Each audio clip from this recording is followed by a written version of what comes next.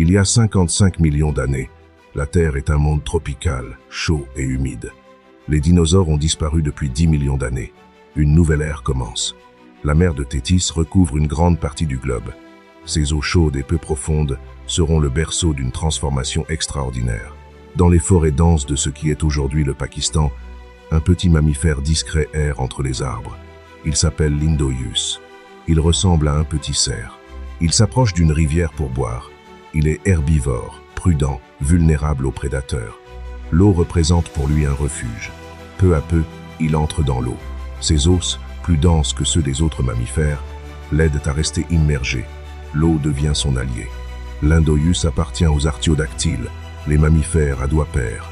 Vaches, cochons, girafes, chameaux et hippopotames sont ses cousins. Et aussi les baleines. Les prédateurs terrestres sont nombreux. La pression de la survie pousse certains mammifères vers les rivières, vers les marais, vers la mer. Le climat change, les mers montent. Les forêts côtières disparaissent sous les eaux. Les mammifères qui savent nager survivent. Les autres, non. Un premier pas dans l'eau, un geste anodin.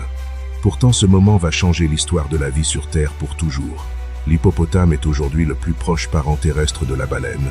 Deux animaux en apparence si différents, pourtant issus du même ancêtre commun. Au Pakistan, dans les roches vieilles de 55 millions d'années, les paléontologues découvrent un crâne extraordinaire. Ce fossile va tout changer. Il s'appelle Pachycetus. C'est un quadrupède de la taille d'un loup. Il marche sur 4 pattes, court vite sur terre. Rien ne laisse deviner qu'il est l'ancêtre des baleines. Pourtant, son crâne révèle le secret. Son oreille interne est identique à celle des cétacés modernes, une preuve anatomique irréfutable de son appartenance à cette lignée. Le Pachycetus est carnivore. Il chasse au bord des rivières, plonge son museau dans l'eau pour attraper des poissons. Il est à l'aise entre deux mondes. Ses chevilles portent la signature des artiodactyles. Ce détail osseux, invisible à l'œil nu, prouve son lien avec les vaches, les cerfs et les hippopotames. Sur les plaines arides de l'Éocène pakistanais, le Pachycetus court, chasse, survit. Il ignore qu'il est le pionnier d'une des plus grandes aventures évolutives de l'histoire. Comparez son squelette avec celui d'une baleine moderne. Les similitudes sont troublantes. Même structure du crâne, même oreille, même dentition carnivore. Il entre dans l'eau pour la première fois. Son corps n'est pas encore adapté à la nage, mais il apprend. Génération après génération, il s'adapte. L'oreille interne du Pachycetus est solidement soudée à son crâne. Il ne peut pas encore entendre sous l'eau, mais cette structure évoluera. Tout commence ici. Des dizaines de fossiles ont été retrouvés au Pakistan. Ensemble, ils racontent les débuts d'une lignée qui donnera naissance aux plus grands animaux de la Terre. Il y a 48 millions d'années, une créature fascinante peuple les lagons chauds de la mer de Thétis, l'Ambulocetus, littéralement, la baleine qui marche. Sous l'eau, il ondule comme une loutre, propulsé par sa colonne vertébrale. Sur Terre, il se traîne lourdement. Il vit entre deux mondes. Tapi dans les eaux troubles, l'Ambulocetus attend sa proie comme un crocodile. Puis il frappe. Rapide, brutal, efficace. Un prédateur redoutable des demi-lieux. Sur Terre, ses 4 pattes robustes le portent difficilement.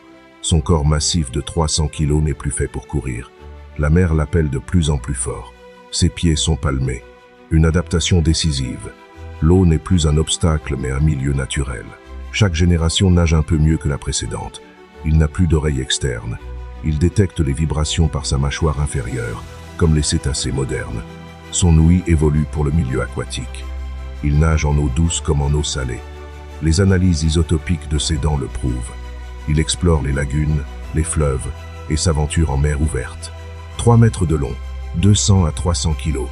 L'Ambulocetus est déjà impressionnant. Pourtant, ce n'est qu'une étape. Le plus grand reste à venir. Allongé sur la berge au soleil, il se repose.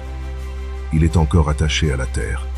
Mais ses descendants, eux, n'y reviendront plus jamais.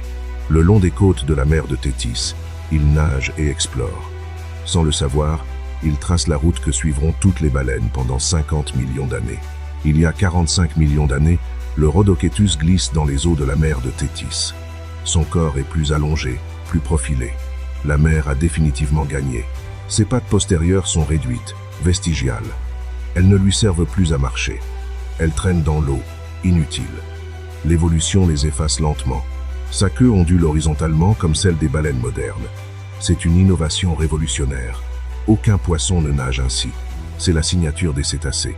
Ils remontent en surface pour respirer. Ces narines ont migré vers l'arrière du crâne. Dans quelques millions d'années, elles seront tout en haut. Ce sera l'évent. Le Rhodocétus chasse en pleine mer. Il est rapide, agile, redoutable. L'océan n'est plus un danger. Il est devenu son territoire, son royaume. Ces fossiles, retrouvés au Pakistan, sont parmi les plus complets de l'histoire de l'évolution des cétacés. Chaque os raconte un chapitre de cette incroyable transformation. De la région indo-pakistanaise, les ancêtres des baleines migrent vers l'ouest, traversant la mer de Thétis. Moins de 10 millions d'années après leur début, ils colonisent les océans. Le Rhodocétus plonge dans les profondeurs. Plus il s'enfonce, plus la lumière disparaît. Son corps est fait pour cela désormais. La terre ne lui manque pas. Agrippé à un rocher côtier, le Rhodocétus hésite. Ses pattes arrière ne le soutiennent plus. C'est le dernier lien avec la terre. Bientôt, il sera rompu pour toujours. Les narines reculent sur le crâne, millimètre par millimètre, génération après génération. En 10 millions d'années, elles atteindront le sommet de la tête. L'évent est né. Il y a 40 millions d'années surgit le Basilosaurus, 18 mètres de long. Un corps serpentin, puissant, terrifiant. Le roi incontesté des océans de l'Éocène. À côté de lui, les requins préhistoriques semblent minuscules. Il est le plus grand prédateur de son époque. Rien ne lui résiste dans ses eaux anciennes. Il attaque avec une violence explosive. Ses mâchoires broient tout. Il est l'apex prédateur absolu. Une machine à tuer parfaitement adaptée à l'océan profond. Près de sa queue, 2 minuscules membres vestigiaux subsistent encore. Des pattes, inutiles, réduites à presque rien. Les derniers souvenirs de ses ancêtres terrestres. Son cerveau s'agrandit.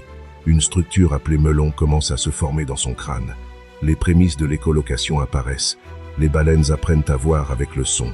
Il y a 34 millions d'années, la lignée se divise. D'un côté les mysticètes, les baleines à fanons. De l'autre les odontocètes, les baleines à dents. 2 familles, un seul ancêtre. Le Dorudon nage aux côtés du Basilosaurus. Plus petit, plus moderne, plus proche de la baleine que nous connaissons. L'évolution teste sans cesse de nouvelles formes. Le Basilosaurus crève la surface de l'océan dans un fracas monumental. Ses narines sont au sommet du crâne. Il respire, puis replonge dans les ténèbres. Les océans de l'Éocène grouillent de vie. Des Basilosaurus patrouillent au loin. Un monde sauvage, primitif, grandiose. La mer appartient désormais aux cétacés. En 10 millions d'années, les pattes disparaissent. Les nageoires apparaissent. La queue s'aplatit. Du Rhodocétus au Basilosaurus jusqu'à la baleine moderne, une métamorphose totale. La baleine bleue, 30 mètres, 150 tonnes, le plus grand animal ayant jamais existé sur Terre. Et pourtant, il y a 55 millions d'années, son ancêtre tenait dans vos bras. Ses fanons filtrent des tonnes de krill chaque jour. Ses lames de kératine remplacent les dents de ses ancêtres carnivores. Une révolution alimentaire qui a changé les océans. Les vents projettent un jet d'eau de 10 mètres. Ce sont les narines, migrées au sommet du crâne après des millions d'années d'évolution. Un voyage anatomique extraordinaire. Ces nageoires pectorales cachent un secret. Sous la peau, 5 doigts. Les mêmes doigts que ceux de l'Indoius, du Pachycetus, de l'Ambulocetus. La même main, transformée par le temps. La queue horizontale de la baleine est unique dans le règne animal. Aucun poisson ne possède cette structure. C'est la marque des mammifères revenus à la mer. L'orque est une baleine à dents, héritière des odontocètes. Intelligente, sociale, redoutable. Elle chasse en meute comme un loup. La mer a créé ses propres loups. Le chant de la baleine à bosse se propage sur des milliers de kilomètres. Une communication complexe, mystérieuse, évoluée. Une intelligence née dans l'obscurité des grands fonds. La mère baleine guide son veau dans l'océan. Elle l'allaite. Elle le protège, comme tous les mammifères. Parce que malgré les apparences, la baleine est l'un des nôtres. Les dauphins bondissent dans l'écume. Joyeux, rapides, brillants. Ce sont des baleines aussi. Petites baleines à dents, héritières d'un voyage de 55 millions d'années. De l'Indoius à la baleine bleue. De la forêt tropicale aux abysses de l'océan. En 55 millions d'années, la vie a accompli l'un de ses plus grands miracles. Et ce miracle nage encore.